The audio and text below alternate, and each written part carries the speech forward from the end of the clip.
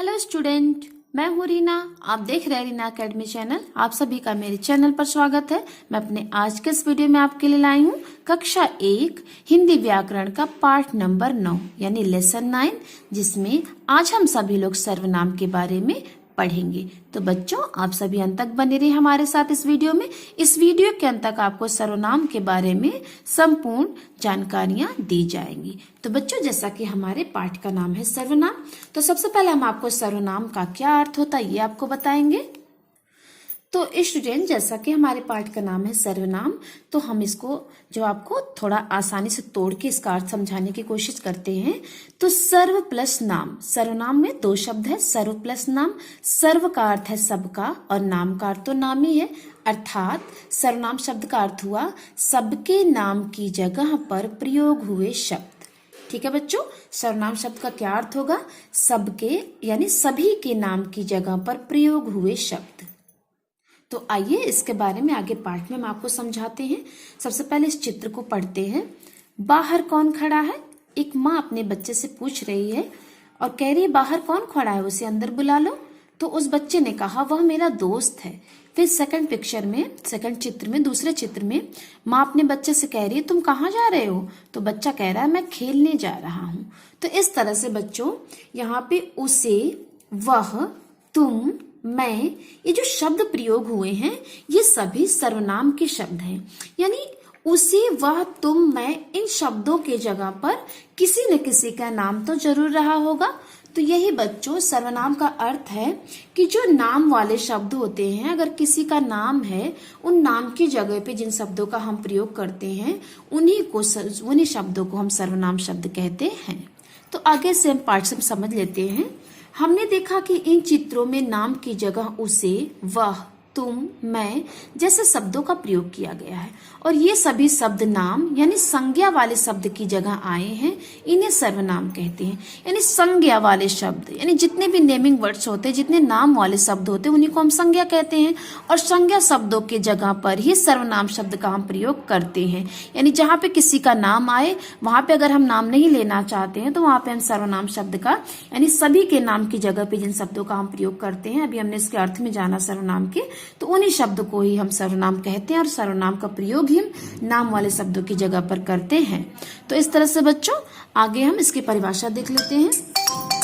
इसकी परिभाषा है जो शब्द संज्ञा शब्दों के स्थान पर प्रयोग किए जाते हैं उन्हें सर्वनाम कहते हैं। अर्थात मीन्स कि जो ऐसे कुछ शब्द होते हैं जो नाम वाले शब्द होते हैं संज्ञा के, तो उनकी जगह पर अगर हमें कोई शब्द को प्रयोग करना है तो हम किन शब्दों का प्रयोग करेंगे? बस वाले हम खाली सर्वनाम शब्द का ही प्रयोग कर सकते हैं, क्योंकि जितने भी नेमिंग वर्ड्स होते हैं उनको हम संज्ञा कहते हैं और संज्ञा की जगह पर हम केवल प्रोनाउन यानी सर्वनाम शब्द का ही यूज कर सकते हैं। यही इसकी परिभाषा है। आगे है, आइए अब संज्ञा के स्थान पर प्रयोग होने वाले कुछ सर्वनाम शब्दों को जानें। यानी किस संज्ञा शब्दों के जगह पर हम किस सर्वनाम शब्द का प्रयोग कर सकते हैं, यही आगे इस पाठ में बताया गया है। तो आइए इसके बारे में पढ़ लेते हैं। यानी अगर हम अपने लिए प्रयोग होने वाले सर्वनाम शब्द को जानेंगे इसमें, यानी हम अपने नाम के जगह पर किन किन सर्वनाम शब्द का प्रयोग कर सकते हैं। तो यहाँ पे मैं जो है कि खुद अपने लिए, मैं अपने बारे में मान लीजिए आपको समझा रही हूँ, तो मैं अपने लिए यहाँ पे किन शब्दों का प्रयोग करूंगी? मेरे लिए, मुझे, मेरा, मेरी, मेरे, मुझ में, मुझसे। यानी यहाँ पर मैं अपने लिए स्टूडेंट समझा रही हूँ आपको कि मैं यहाँ अपने लिए इन शब्दों का प्रयोग करूंगी। क्या करूंगी? मुझ में, मुझसे, मेरी, मेरे, मेरा, मुझे, मेरे लिए, मैं। यानी मैं अपने बारे में अगर आपसे बात करूंगी तो इन शब्दों का प्रयोग करूंगी। और यहाँ पे इसका बहुवचन है, मतलब मैं का बहुवचन शब्द है हम। यानी मान लीजिए हम फ्रेंड हैं, कई लोग एक साथ हैं और हम लोग आपस में बातचीत कर रहे हैं अपने बारे में, तो वहां पे हम शब्द यूज करेंगे हमसे, हम में, हमारी, हमारे, हमारा, हमें, हमारे लिए। यानी यहाँ पे तो मैंने केवल मैं अपने लिए इन शब्दों का प्रयोग करूंगी या फिर आप अपने लिए इन शब्दों का प्रयोग कर सकते हो। कोई भी पर्सन हो, कोई भी इंसान हो, वो अपने लिए इन शब्दों का प्रयोग करेगा, इन सर्वनाम शब्दों का प्रयोग। और यहाँ पे अगर ग्रुप में हम कई लोग हैं तो यहाँ पे हम मैं की जगह पे हम शब्द का यूज करेंगे और इन शब्दों की जगह इन शब्दों का यूज करेंगे। जैसे मेरे लिए शब्द की जगह हमारे लिए शब्द का प्रयोग करेंगे, मुझे शब्द की जगह हमें शब्द का प्रयोग करेंगे, मेरा मेरी मेरे की जगह हमारा हमारी हमारे शब्द का प्रयोग करेंगे, मुझ में शब्द की जगह हमसे शब्द का प्रयोग करेंगे, मुझसे की जगह हमसे हम में शब्द का प्रयोग करेंगे।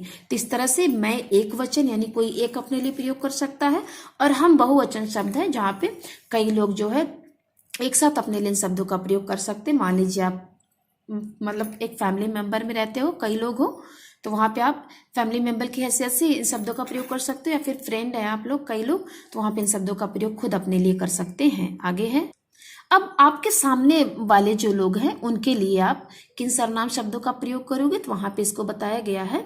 अगर आपसे कोई बड़ा है तो वहां पे उसके लिए आप शब्द का यूज करोगे, जैसे आप में, आप पर, आपको, आपने, आपका, आपकी, आपके, आपके लिए। और कोई आपका हम उम्र है, आपका मतलब समझ लिया आपका फ्रेंड है, उस सामने से आप उसको बात कर रहे हो तो उसके लिए आप तुम शब्द का ही प्रयोग करोगे। तुम्हें, तुम्हारी, तुम्हारा, तुम्हारे, तुम में, तुम्हारे लिए, तुमसे, इन शब्द का आप प्रयोग करोगे।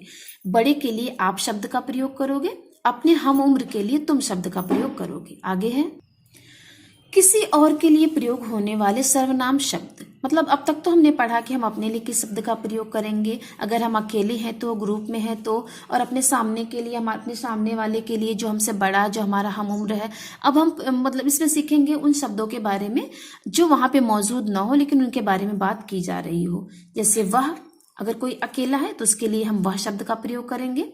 उसमें, उस पर, उसके लिए, उससे, उसका, उसकी, उसके, उसे, इस शब्द का प्रयोग करेंगे। अगर मतलब कई लोग हैं जो वहां पे मौजूद नहीं, उनके बारे में अगर बात हो रही है तो उसमें हम किन सर्वनाम शब्द का प्रयोग करेंगे, वे। वह की जगह पे वे सर्वनाम शब्द का प्रयोग करेंगे। फिर उनके लिए, उन पर, उनमें, उन्हें, उनसे, उनका, उनकी, उनके, इन शब्द का प्रयोग हम करेंगे। अगर कोई अकेला वहां पे मौजूद नहीं, उसके बारे में बात हो रही हो, तो उसके लिए हम इन सब शब्दों का प्रयोग करेंगे। लेकिन वहां पे कई लोग नहीं है जिनके बारे में बात की जा रही है, तो उनके बारे में हम बात करते हुए इन सभी सर्वनाम शब्दों का प्रयोग करेंगे। तो स्टूडेंट, आपको इन बातों को ध्यान में रखना है। अब आगे इसमें देख लेते हैं। आइए अब इनका वाक्यों में प्रयोग करके देखें, यानी अब हम इसका वाक्य बना के इसको समझेंगे।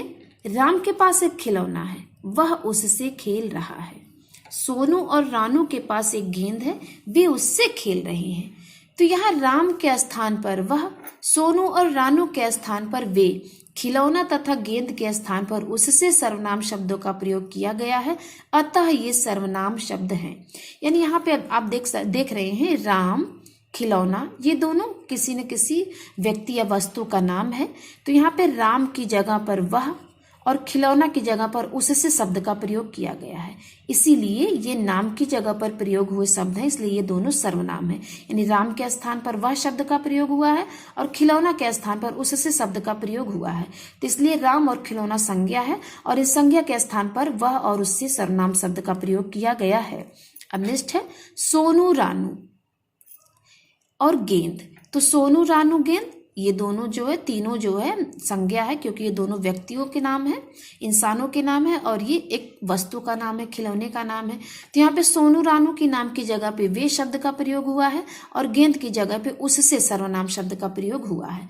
तो इस तरह से बच्चों, जो भी जितने भी नाम वाले शब्द होते हैं, जितने नेमिंग वर्ड्स होते हैं, उनको हम नाउन यानी संज्ञा कहते हैं। और उस नाम वाले शब्द की जगह पे जिन शब्दों का हम प्रयोग करते हैं, जिन शब्दों को हम लिखते पढ़ते हैं, उसे ही हम सर्वनाम यानी प्रोनाउन कहते हैं। अब आगे है इसमें पॉइंट्स। कौन, किसका, किसकी, किसके, किसे, किस पर आदि शब्दों का प्रयोग भी सर्वनाम के रूप में किया जाता है।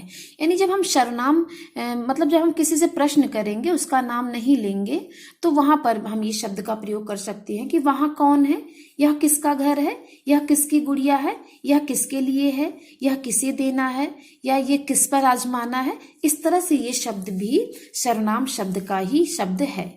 यहाँ पे जब किसी से हम प्रश्न करते हैं तो इन सभी शब्दों का हम प्रयोग करते हैं, इन सर्वनाम शब्दों का। तो यहाँ पे इसे पॉइंट के रूप में बताया गया है। तो बच्चों, आज हमारा ये लेसन कंप्लीट हुआ। पाठ नंबर 9 सर्वनाम। तो मिलते हैं हम आपसे अपने अगले वीडियो में, तब तक के लिए खुश रहिए। धन्यवाद।